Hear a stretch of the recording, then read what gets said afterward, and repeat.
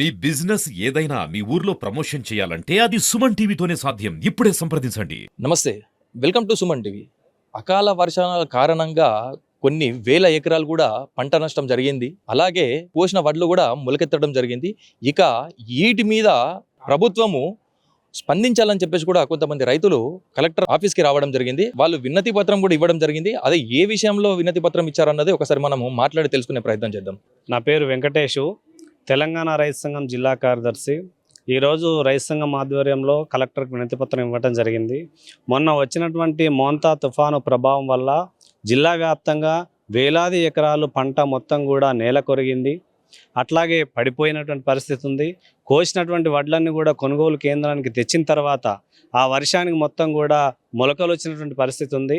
ఈ విషయాన్ని మేము అక్కడక్కడ మా మండలాల్లో మా రైతు సంఘం ఆధ్వర్యంలో ఆర్మూరు కానీ, నవిపేట కానీ, బోధన కానీ, మాక్లూరు కానీ ఇట్లా ఈ మండలాల్లో కూడా మేము అధికారులకు చెప్పడం జరిగింది.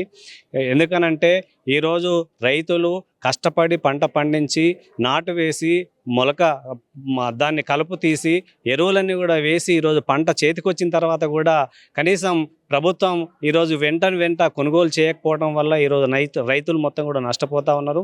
ఎందుకనంటే ఈరోజు ప్రభుత్వం ఈరోజు ఎకరానికి 10,000 రూపాయలు నష్టపరిహారం ఇస్తామని చెప్పేసి ప్రకటించింది. రైతులు పెట్టినటువంటి పెట్టుబడికి అవి ఏమాత్రం కూడా సరిపోయేటటువంటి పరిస్థితి లేదు. కేవలం ఒక దున్నటానికి మాత్రమే ఆ డబ్బులు సరిపోయే పరిస్థితి ఉంది. కాబట్టి అందుకోసం ఇవాళ ఒక ఎకరానికి 30,000 ఇవ్వాలని తెలంగాణ రైతు సంఘంగా డిమాండ్ చేస్తూ ఉన్నాం. దాంతోపాటుగా ఏదైతే ఇప్పుడు కాటప్ చేస్తున్నటువంటి వడ్లు ఏవైతే ఉన్నాయో వాటిని తరుగు లేకుండా ఇప్పటికే 4 నుంచి 5 కిలోలు ఒక క్వింటాల్ చొప్పున తగ్గిస్తూ ఉన్నారు. ఇది సరైనటువంటి పద్ధతి కాదు. అంటే నిలువున రైతులను దోపిడీ చేయడం జరుగుతూ ఉంది. కాబట్టి ఈ దోపిడీని అరికట్టాలని చెప్పేసి ఈరోజు ఇక్కడ ఉన్నటువంటి కలెక్టర్కు చెప్పడం జరిగింది. దాంతోపాటుగా ఈరోజు ప్రభుత్వం రైతులందరికీ కూడా ఇవాళ బోనస్ ఇస్తానని చెప్పేసి గత యాసంగి పంట కూడా ఇచ్చినటువంటి పరిస్థితి లేదు.